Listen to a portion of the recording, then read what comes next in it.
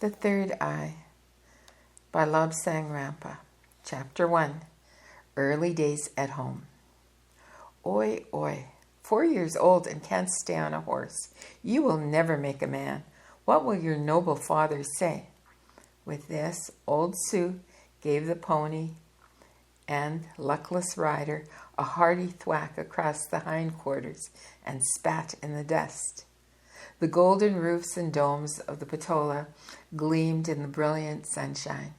Closer, the blue waters of the Serpent Temple Lake rippled to mark the passing of the waterfowl. From farther along the stony track came the shouts and cries of men urging on the slow-moving yaks just setting out from Lhasa.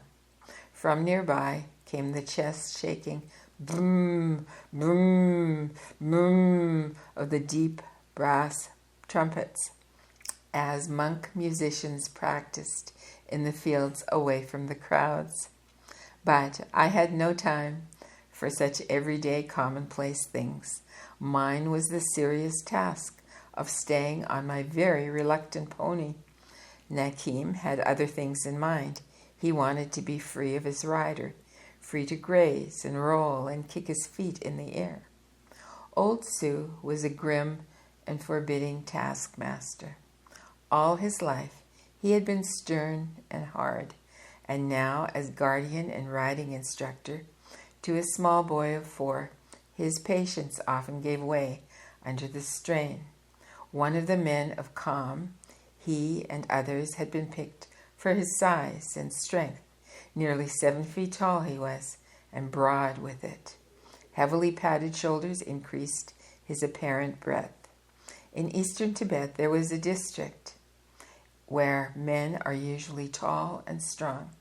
Many were over 7 feet tall, and these men were picked to act as police monks in all the lamaseries. They padded their shoulders to increase their apparent size, blackened their faces to look more fierce, and carried long staves, which they were prompt to use on any luckless malefactor. Tzu had been a police monk, but now he was dry nurse to a princeling. He was too badly crippled to do much walking, and so his journeys were made on horseback. In 1904, the British, under Colonel Younghusband, invaded Tibet and caused much damage. Apparently, they thought the easiest method of ensuring our friendship was to shell our buildings and kill our people. Sue had been one of the defenders, and in the action he had part of his left hip blown away. My father was one of the leading men in the Tibetan government. His family and that of mother came within the upper 10 families, and so between them my parents had considerable influence in the affairs of the country. Later, I will give more details of our form of government. Father was a large man, bulky and nearly 6 feet tall. His strength was something to boast about. In his youth, he could lift a pony off the ground, and he was one of the few who could wrestle with the men of calm and come off best. Most Tibetans have black hair and brown eyes. Father was one of the exceptions. His hair was chestnut brown, and his eyes were gray. Often, he would give way to sudden bursts of anger for no reason that we could see. We did not see a great deal of Father. Tibet had been having troublesome times. The British had invaded us in 1904, and the Dalai Lama had fled to Mongolia, leaving my father and others of the cabinet to rule in his absence. In 1909, the Dalai Lama returned to Lhasa after having been to Peking. In 1910, the Chinese, encouraged by the success of the British invasion, stormed Lhasa. The Dalai Lama again retreated, this time to India. The Chinese were driven from Lhasa in 1911 during the time of the Chinese Revolution, but not before they had committed fearful crimes against our people. In 1912, the Dalai Lama again returned to Lhasa. During that whole time, he was absent in those most difficult days, Father and the others of cabinet had the full responsibility of ruling Tibet. Mother used to say that Father's temper was never the same after that. Certainly he had no time for us children, and we at no time had fatherly affection from him. I, in particular, seemed to arouse his ire, and I was left to the scant mercies of Tzu to make or break, as Father said. My poor performance on a pony was taken as a personal insult by Tzu. In Tibet, small boys of the upper class are taught to ride almost before they can walk. Skill on a horse is essential in a country where there is no wheeled traffic, where all journeys have to be done on foot or on horseback. Tibetan nobles practice horsemanship hour after hour, day after day.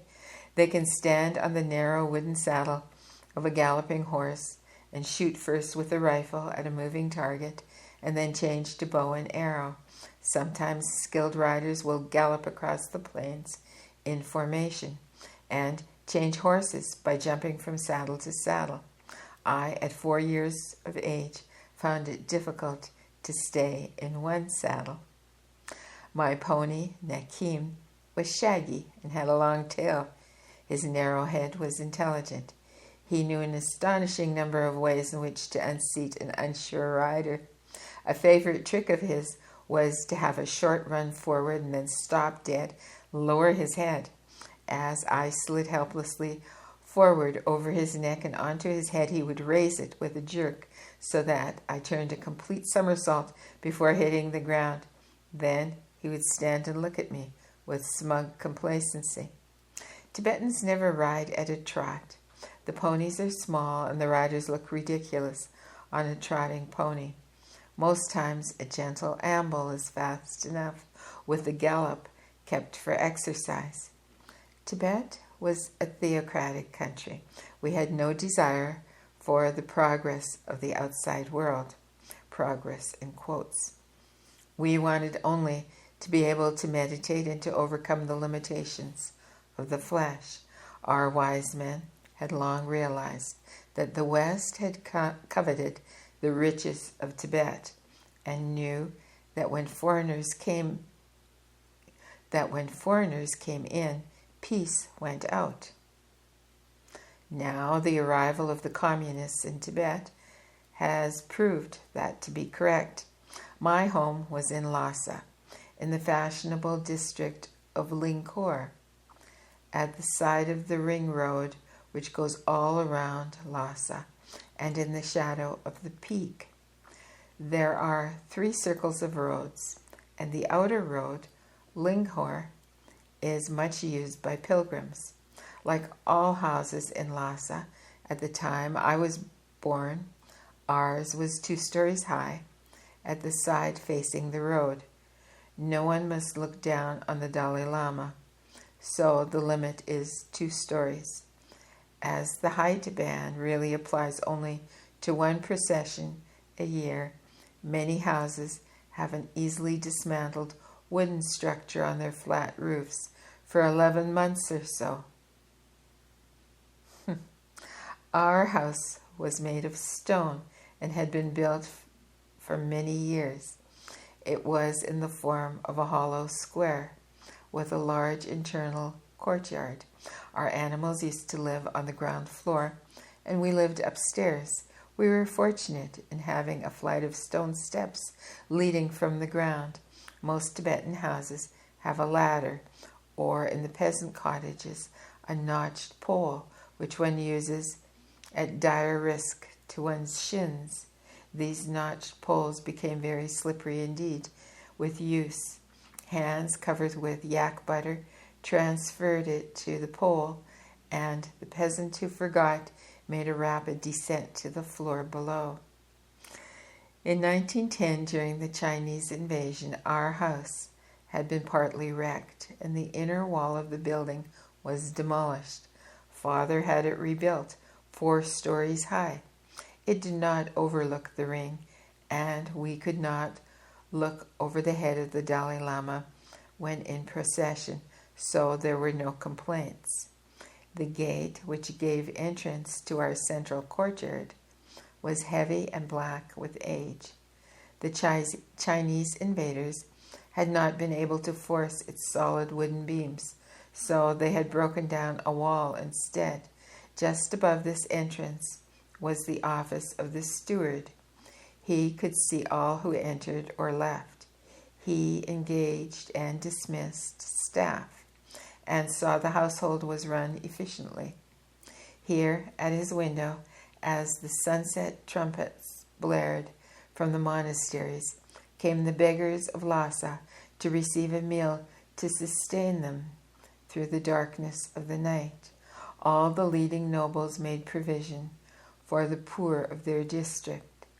Often chained convicts would come, for there were few prisons in Tibet, and the convicted wandered the streets and begged for their food.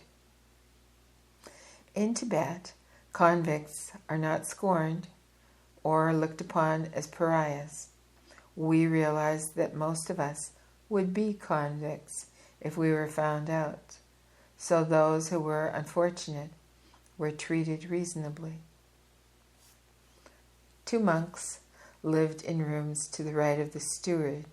These were the household priests who prayed daily for divine approval of our activities. The lesser nobles had 1 priest, but our position demanded 2. Before any event of note, these priests were consulted and asked to offer prayers for the favor of the gods. Every 3 years, the priests returned to the lamaseries and were replaced by others.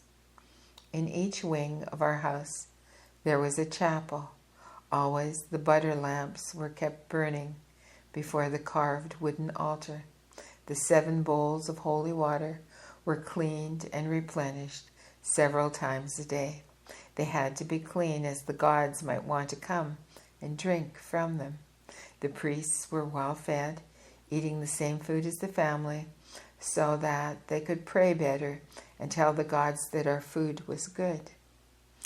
To the left of the steward lived the legal expert, whose job it was to see that the household was conducted in a proper and legal manner. Tibetans are very law-abiding, and Father had to be an outstanding example in observing the law. We children, brother Paljor, sister Jasodhara, and I lived in the new block at the side of the square remote from the road. To our left we had a chapel. To the right was the schoolroom, which the children of the servants also attended. Our lessons were long and varied. Paljor did not inhabit the body long. He was weakly and unfit for the hard life to which we were both subjected. Before he was 7, he left us and returned to the land of many temples. Yaso was 6 when he passed over, and I was 4. I still remember when they came for him, as he lay an empty husk, and how the men of death carried him away to be broken up and to be fed to the scavenger birds, according to custom. Now, heir to the family, my training was intensified. I was 4 years of age and a very indifferent horseman. Father was indeed a strict man, and as a prince of the church, he saw it fit that his son had stern discipline and was an example of how others should be brought up. In my country, the higher the rank of a boy, the more severe his training. Some of the nobles were beginning to think that boys should have an easier time, but not Father. His attitude was, a poor boy had no hope of comfort later, so give him kindness and consideration while he was young.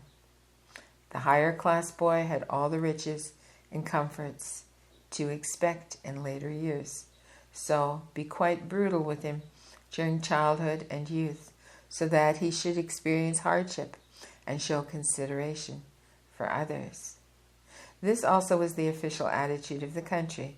Under this system, weaklings did not survive, but those who did could survive almost anything. Tzu occupied a room on the ground floor, very near the main gate. For years he had, as a police monk, been able to see all manner of people, and now he could not bear to be in seclusion, away from it. He lived near the stables in which Father kept his 20 horses and all the ponies and the work animals. The grooms hated the sight of Tzu because he was officious and interfered with their work. When Father went riding, he had to have 6 armed men escort him. These men wore uniform, and Tzu always bustled about them, making sure that everything about their equipment was in order. For some reason, these 6 men used to back their horses against a wall, and then, as soon as Father appeared on his horse, they would charge forward to meet him. I found that if I leaned out of the storeroom window, I could touch one of the riders as he sat on his horse. One day, being idle, I cautiously passed a rope through this stout leather belt that he was fiddling with, his equipment. The 2 ends looped and passed over a hook inside the window. In the bustle and talk, I was not noticed. My father appeared, and the riders surged forward, 5 of them. The 6th was pulled backwards off his horse, yelling that the demons were gripping him. His belt broke, and in the confusion, I was able to pull away the rope and steal away undetected. It gave me much pleasure later to say, "So, you too, Nituk, can't stay on a horse." Our days were quite hard. We were awake for 18 hours out of the 24. Tibetans believe that it's not wise to sleep at all when it is light, or the demons of the day may come and seize one. Even very small babies are kept awake so that they shall not become demon-infested. Those who are ill also have to be kept awake, and a monk is called in for this. No one is spared from it. Even people who are dying have to be kept conscious for as long as possible so that they shall know the right road to take through the borderlands to the next world. At school, we had to study languages, Tibetan and Chinese. Tibetan is 2 distinct languages, the ordinary and the honorific. We use the ordinary when speaking to servants and those of lesser rank, and the honorific to those of equal or superior rank. The horse of a higher rank person had to be addressed in an honorific style. Our autocratic cat, stalking across the courtyard on some mysterious business, would be addressed by a servant. "Would Honorable Puss Puss deign to come and drink this unworthy milk?" No matter how Honorable Puss Puss was addressed, she would never come until she was ready.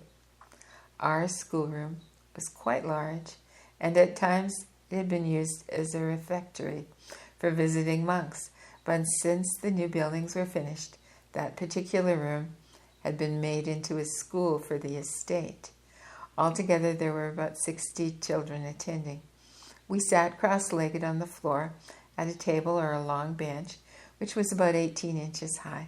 We sat with our backs to the teacher so that we did not know when he was looking at us. It made us work hard all the time. Paper in Tibet is handmade and expensive, far too expensive to waste on children. We use slates, large, thin slabs, about 12 inches by 14 inches. Our pencils were a form of hard chalk, which could be picked up in the Tsula Hills, some 12,000 feet higher than Lhasa, which was already 12,000 feet higher, 12,000 feet above sea level. I used to try to get the chalks with the reddish tint, but my sister Lhasa was very fond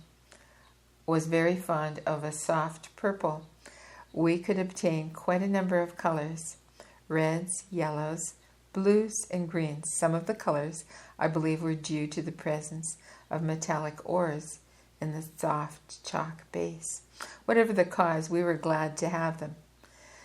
Arithmetic really bothered me. If 783 monks drank 52 cups of tsampa per day, and each cup held 5/8 of a pint. What size container would be needed for a week's supply? Sister Yasau could do these things and think nothing of it. I was not so bright. I came into my own when we did carving. That was a subject which I liked and could do reasonably well. All printing in Tibet is to be done from carved wooden plates, and so carving was considered to be quite an asset. We children could not have wood to waste. The wood was expensive, as it had to be brought all the way from India. Tibetan wood was too tough and had the wrong kind of grain. We used a soft kind of soapstone material, which could be cut easily with a sharp knife. Sometimes we used stale yak cheese. One thing that was never forgotten was the recitation of the laws. These we had to say as soon as we entered the schoolroom, and again just before we were allowed to leave. These laws were: return good for good. Do not fight with gentle people. Read the scriptures and understand them. Help your neighbors. The law is hard on the rich to teach them understanding and equity. The law is gentle with the poor to show them compassion. Pay your debts promptly. So that there was no possibility of forgetting, these laws were carved on banners and fixed to the 4 walls of our schoolroom. Life was not all study and gloom, though. We played as hard as we studied. All our games were designed to toughen us and to enable us to survive in hard Tibet with its extreme temperature. At noon in summer, the temperature may be as high as 85 degrees Fahrenheit, but that same summer's night it may drop to 40 degrees below freezing. In winter, it was often much colder than this. Archery was good fun, and it did develop muscles. We used bows made of yew, imported from India, and sometimes we made crossbows from Tibetan wood. As Buddhists, we never shot at living targets. Hidden servants would pull a long string and cause the target to bob up and down, and we never knew which to expect. Most of the others could hit the target when standing on the saddle of a galloping pony. I could never stay on that long. Long jumps were a different matter. Then there was no horse to bother about. We ran as fast as we could, carrying a 15-foot pole, and then, when our speed was sufficient, we jumped with the aid of the pole. I used to say that the others stuck on a horse so long that they had no strength in their legs, but I, who had to use my legs, could really vault. It was quite a good system for crossing streams, and very satisfying to see those who were trying to follow me plunge in one after another. Stilt walking was another one of my pastimes. We used to dress up and become giants, and often we would have fights on stilts. The one who fell off was the loser. Our stilts were homemade, and we could not just slip around to the nearest shop and buy things. We used all our powers of persuasion on the keeper of the stores, usually the steward, so that we could obtain suitable pieces of wood. The grain had to be just right, and there had to be freedom from knotholes. Then we had to obtain suitable wedge-shaped pieces of footrests. As wood was too scarce to waste, we had to wait our opportunity and ask at the most appropriate moment. The girls and young women played a form of shuttlecock. A small piece of wood had holes made in the upper edge, and feathers were wedged in. The shuttlecock was kept in the air by using the feet. The girl would lift her skirt to a suitable height to permit a free kicking, and from then on use only her feet to touch with the hand meant. No, just a minute. And from then on would use her feet only. To touch with the hand meant that she was disqualified. An active girl would keep the thing in the air for as long as 10 minutes at a time before missing a kick. The real interest in Tibet, or at least in the district of Yu, which is the home country of Lhasa, was kite flying. This could be called a national sport. We could only indulge in it at certain times, at certain seasons. Years before it had been discovered that if kites were flown in the mountains, rain fell in torrents, and in those days it was thought that the rain gods were angry, so kite flying was permitted only in autumn, which in Tibet is the dry season. At certain times of the year, men will not shout in the mountains, as the reverberation of their voices causes the supersaturated rain clouds from India to shed their load too quickly and cause rainfall in the wrong place. Now, on the first day of autumn, a long kite would be sent up from the roof of the patola. Within minutes, kites of all shapes, sizes, and hues made their appearance over Lhasa, bobbing and twisting in the strong breeze.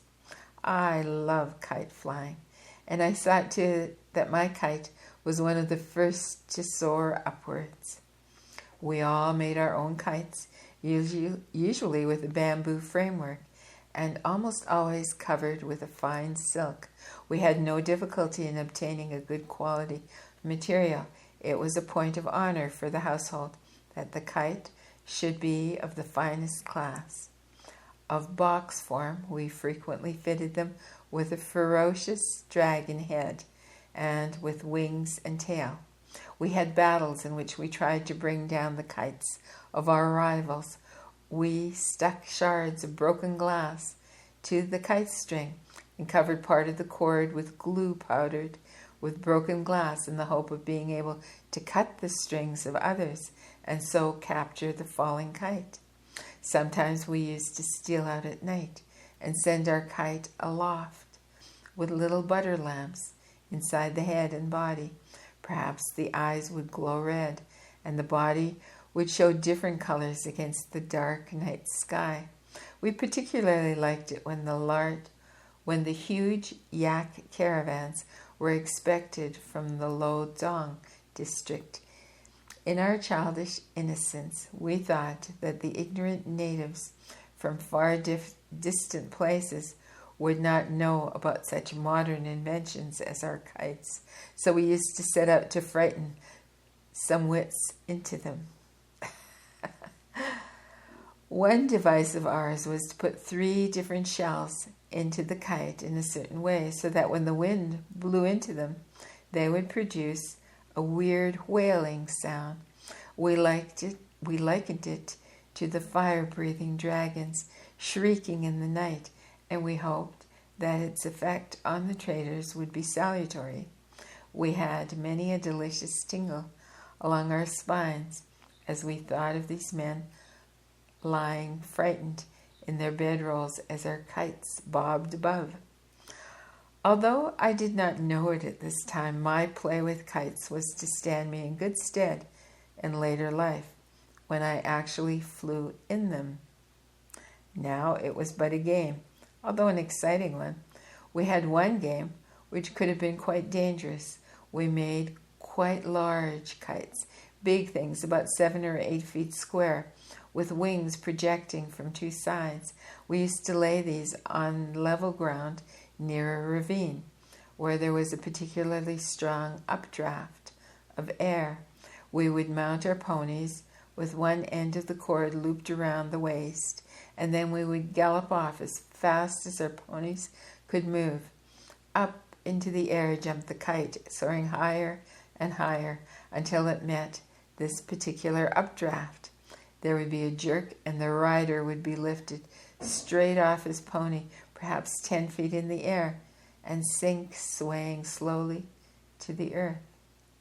Some poor wretches were almost torn in two if they forgot to take their feet from the stirrups, but I, never very good on a horse, could always fall off, and to be lifted was a pleasure. I found, being foolishly adventurous, that if I yanked at a cord at the moment of rising, I would go higher and further. Judicious yanks would enable me to prolong my flight by seconds. On one occasion I yanked most enthusiastically. The wind cooperated, and I was carried onto the flat roof of a peasant's house, upon which was stored the winter fuel. The Tibetan peasants live in houses with flat roofs, with a small parapet which retains the yak dung, which is dried and used as fuel. This particular house was of dried mud brick instead of the more usual stone, nor was there a chimney. An aperture in the roof served to discharge smoke from the fire below. My sudden arrival at the end of the rope disturbed the fuel, and as I was dragged across the roof, I scooped most of it through the hole onto the unfortunate inhabitants below. I was not popular. My appearance also through that hole was greeted with yelps of rage, and after having one dusting from the furious householder, I was dragged off to father for another dose of corrective medicine. That night I lay on my face. The next day I had the unsavory job of going through the stables and collecting yak dung, which I had to take to the peasant's house and replace on the roof, which was quite hard work, as I was not yet 6 years of age. But everyone was satisfied except me. The other boys had a good laugh. The peasant now had twice as much fuel, and father had demonstrated that he was a strict and just man.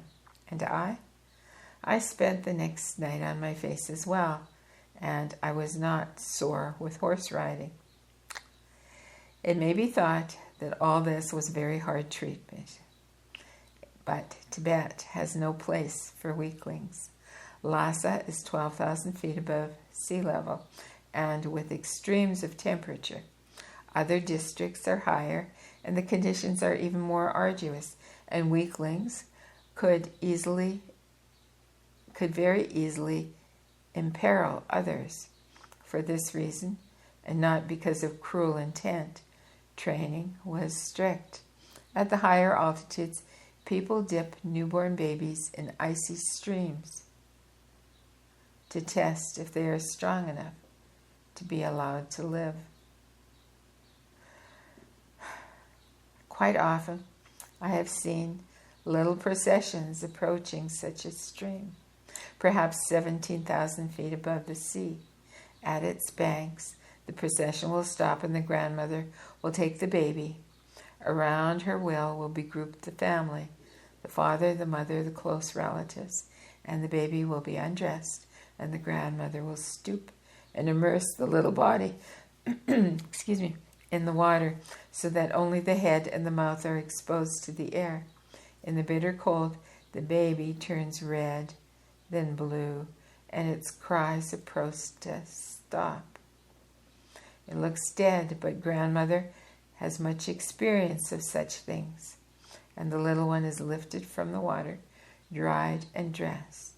If the baby survives, it is as the gods decree. If the baby dies, then it has been spared much suffering on earth. This really is the kindest way in such a frigid country. Far better than a few babies die than that they should be incurable invalids in a country where there is scant medical attention. With the death of my brother, it became necessary to have my studies intensified, because when I was 7 years of age, I would have to enter upon training for whatever career the astrologers suggested. In Tibet, Everything is decided by astrology, from the buying of a yak to the decision about one's career. Now the time was approaching, just before my 7th birthday, when Mother would give a really big party to which nobles and others of high rank would be invited to hear the forecast of the astrologers. Mother was decidedly plump. She had a round face and black hair. Tibetan women wear a sort of wooden framework on their head, and over this the hair is draped to make it as ornamental as possible. These frames were very elaborate affairs. They were frequently of crimson lacquer, studded with precious semi-stones and inlaid with jade and coral. With well-oiled hair, the effect was very brilliant. Tibetan women use very gay clothes with many reds and greens and yellows. In most instances, there would be an apron of one color with a vivid horizontal stripe of a contrasting but harmonious color. Then there was the earring in the left ear, its size depending on the rank of the wearer. Mother, being a member of one of the leading families, had an earring more than 6 inches long. We believe that women should have absolutely equal rights with men, but in the running of the house, Mother went further than that and was the undisputed dictator and autocrat who knew what she wanted and always got it. In the stir and flurry of preparing the house and the grounds for the party, she was indeed in her element. There was organizing to be done, commands to be given, and new schemes to outshine the neighbors to be thought out. She excelled at this, having traveled extensively with Father to India, Peking, and Shanghai. She had a wealth of foreign thought at her disposal. The date having been decided for the party, invitations were carefully written out by the monk scribes on the thick handmade paper, which was always used for communications of the highest importance. Each invitation was about 12 inches wide by about 2 feet long. Each invitation bore Father's family seal. And as Mother was also of the upper 10, her seal had to go on as well. Father and Mother had a joint seal, this bringing the total to 3. Altogether, the invitations were most imposing documents. It frightened me immensely to think that all this fuss was solely about me. I did not know that I was really of secondary importance, that the social event came first. If I had been told that the magnificence of the party would confer great prestige upon my parents, it would have conveyed absolutely nothing to me. So I went on being frightened. We had engaged special messengers to deliver these invitations. Each man was mounted on a thoroughbred horse. Each carried a cleft stick in which was lodged the invitation. The stick was surmounted by a replica of the family coat of arms. The sticks were gaily decorated with printed prayers which waved in the wind. There was pandemonium in the courtyard as all the messengers got ready to leave at the same time. The attendants were hoarse with shouting. Horses were neighing, and the huge black mastiffs were barking madly.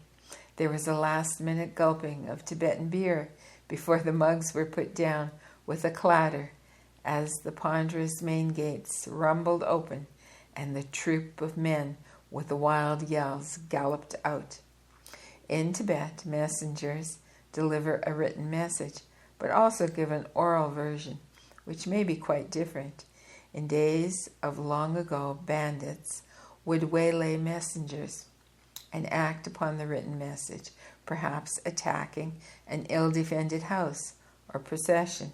It became the habit to write a misleading message, which often lured bandits to where they could be captured. This old custom of written and oral messages was a survival of the past. Even now, perhaps, the two messages would differ, but the oral version was always accepted as correct. Inside the house, everything was bustle and turmoil. The walls were cleaned and recolored. The floor was scraped. The wooden boards polished until they were really dangerous to walk upon.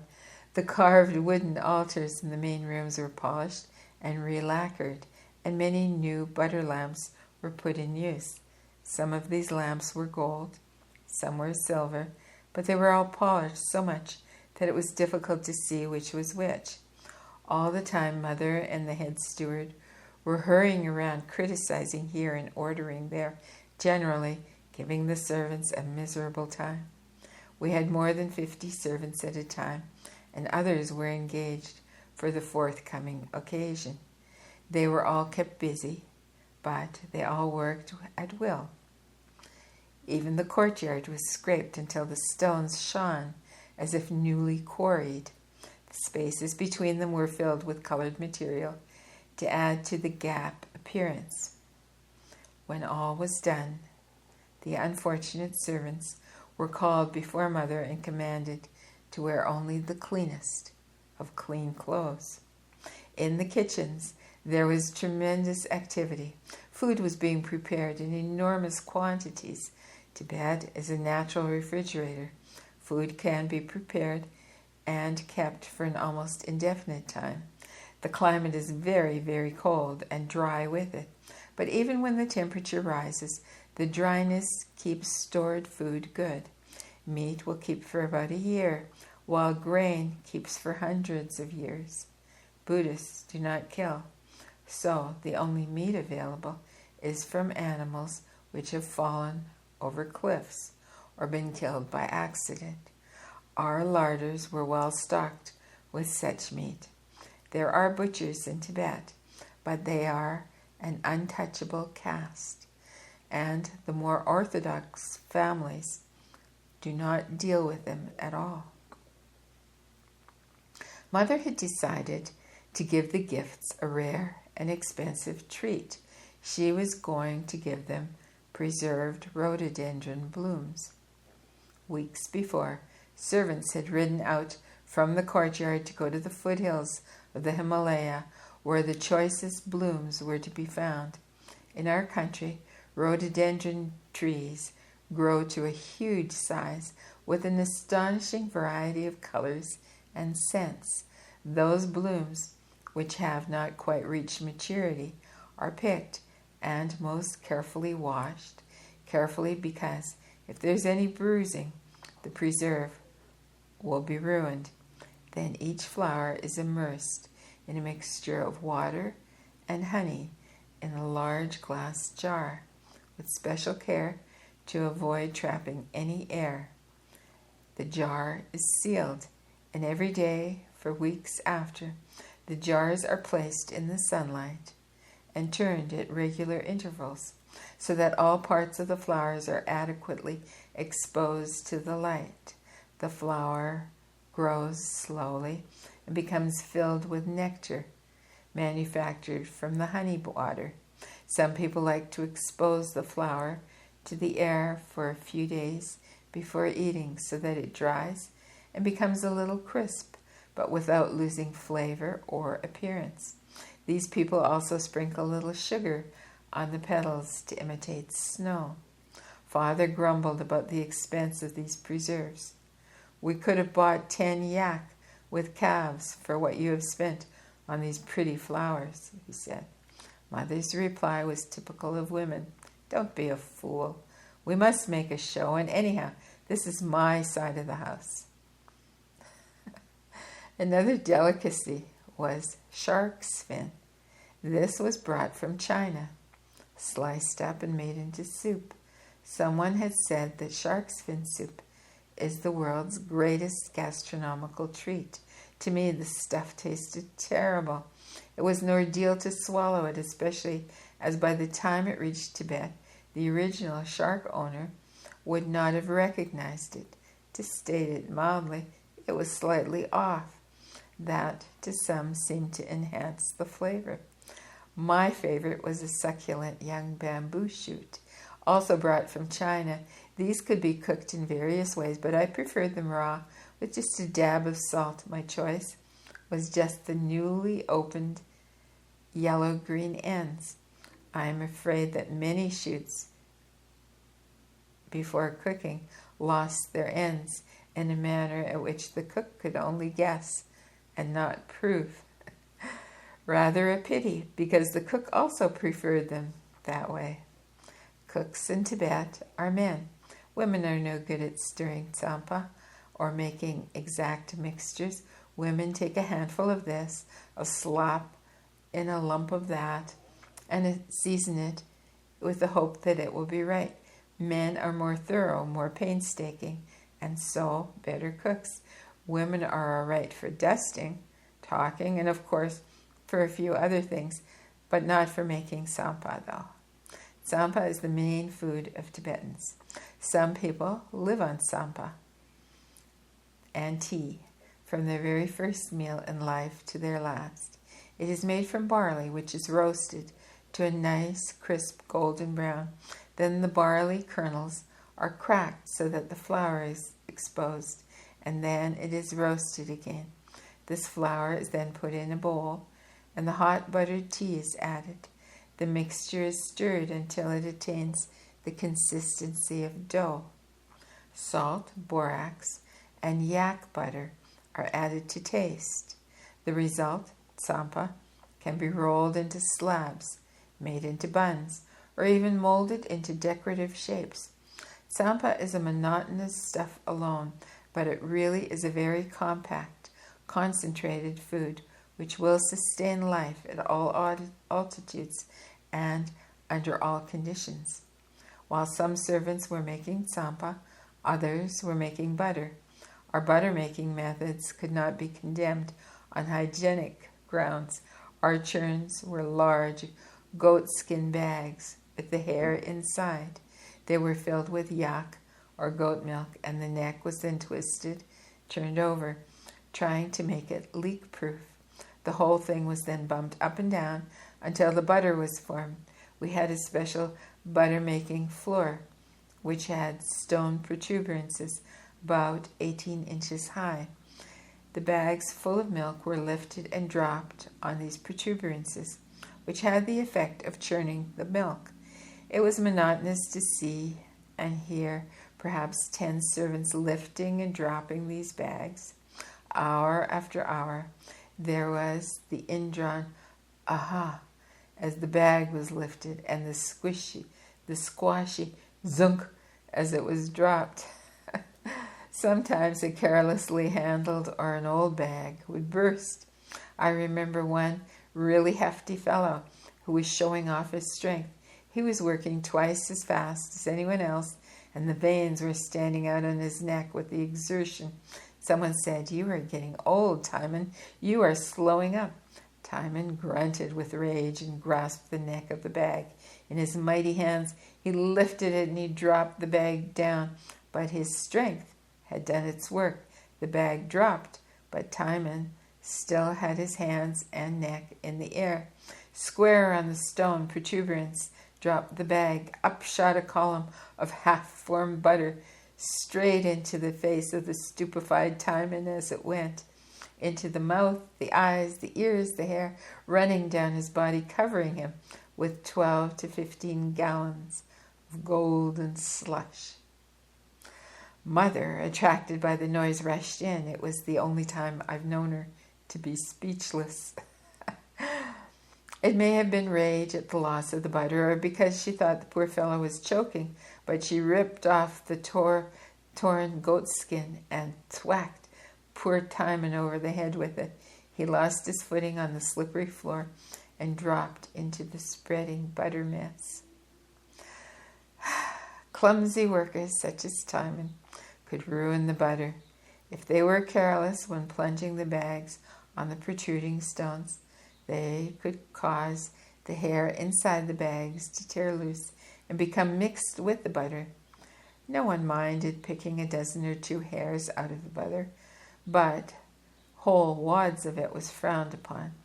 Such butter was set aside for use in the lamps, or for distribution to beggars, who would heat it and strain it through a piece of cloth. Also set aside for beggars were the mistakes in culinary preparations. If a household wanted to let the neighbors know what a high standard was set, really good food was prepared and set before the beggars as mistakes. These happy, well-fed gentlemen would then wander around the other houses saying how well they had eaten. The neighbors would respond by seeing that the beggars had a very good meal. There is much to be said for the life of a beggar in Tibet. They never want. By using the tricks of the trade, they can live exceedingly well. There is no disgrace in begging in most of the eastern countries. Many monks beg their way from Lamasery to Lamasery. It is a recognized practice and is not considered any worse than is, say, collecting for charities in other countries. Those who feed a monk on his way are considered to have done a good deed. Beggars, too, have their code. If a man gives to a beggar, that beggar will stay out of the way and will not approach the donor again for a certain time. The two priests attached to our household also had their part of the preparations for the coming event. They went to each animal carcass in our larders and said prayers for the souls of the animals who had inhabited those bodies. It was our belief that if an animal was killed, even by accident, and eaten, humans would be under debt to that animal. Such debts were paid by having a priest pray over the animal body in the hope of ensuring that the animal reincarnated into a higher status in the next life on earth. In the lamaseries and temples, some monks devoted their whole time praying for animals. Our priests had the task of praying over the horses before a long journey, prayers to avoid the horses becoming too tired. In this connection, our horses were never worked for 2 days together. If a horse was ridden one day, then it had to be rested the next day. The same rule applied to the work animals, and they all knew it. If by any chance a horse was picked for riding, and it had been ridden the day before, it would just stand still and refuse to move. When the saddle was removed, it would turn away with a shake of its head, as if to say, well, I'm glad that injustice has been removed. Donkeys were worse. They would wait until they were loaded, and then they would lie down and try to roll on the load. We had 3 cats, and they were on duty all the time. One lived in the stables and exercised a stern discipline over the mice. They had to be very wary mice to remain mice and not cat food. Another cat lived in the kitchen. He was elderly and a bit of a simpleton. His mother had been frightened by the guns of Young Husband expedition in 1904, and he had been born too soon and was the only one of the litter to live. Appropriately, he was called Young Husband. The third cat was a very respectable matron who lived with us. She was a model of maternal duty and did her utmost to see that the cat population was not allowed to fall. When not engaged as a nurse to her kittens, she used to follow mother from room to room. She was small and black, and in spite of having a hearty appetite, she looked like a walking skeleton. Tibetan animals are not pets, nor are they slaves. They are beings with a useful purpose to serve, beings with rights, just as human beings have rights. According to Buddhist beliefs, all animals, all creatures, in fact, have souls and are reborn to earth in successively higher stages. Quickly, the replies to our invitations came in. Men came galloping up to the gales, brandishing the cleft messenger sticks. Down from his room would come the steward to do honor to the messenger of the nobles. The man would snatch his message from the stick and gasp out the verbal version. Then he would sag to his knees and sink to the ground with exquisite histrionic art to indicate that he had given all his strength to deliver this message to the house of Rampa. Our servants would play their part by crowding round with many clucks. Poor fellow, he made a wonderfully quick journey. Burst his heart with the speed, no doubt. Poor noble fellow. I once disgraced myself completely by piping up, "Oh, no, he hasn't. I saw him resting a little way out so he could make a final dash." It will be discreet to draw a veil of silence over the painful scene which followed. At last the day arrived, the day I dreaded, when my career was to be decided for me, with no choice on my part. The first rays of the sun were peeping over the distant mountains when a servant dashed into my room. "What, not up yet? Tuesday, Lobsang Rampa. My, you are a lie abed. It is 4 o'clock. There is much to be done. Get up." I pushed aside my blanket and got to my feet. For me, this day was to point the path of my life. In Tibet, 2 names are given. The first being the day of the week on which one was born. I was born on a Tuesday, so Tuesday was my first name. Then Lobsang, which was the name given to me by my parents. But if a boy should enter a Lamasery, he would be given another name, his monk name. Was I to be given another name? Only the passing hours would tell. I, at 7, wanted to be a boatsman, swaying and tossing on the river Tsangpo, 40 miles away. But wait a minute. Did I? Boatmen are of low caste because they use boats of yak hide stretched over wooden formers. Boatmen, low caste. No. I wanted to be a professional flyer of kites. That was better. To be free as the air. Much better than being in a degrading little skin boat drifting on a turgid stream. A kite flyer. That is what I would be. And make wonderful kites with huge heads and glaring eyes. But today the priest astrologers would have their say. Perhaps I'd left it a bit late. I could not get out of the window and escape now. Father would soon send men to bring me back. No, after all, I was a Rampa, and I had to follow the steps of tradition. Maybe the astrologers would say I should be a kite flyer. I could only wait and see.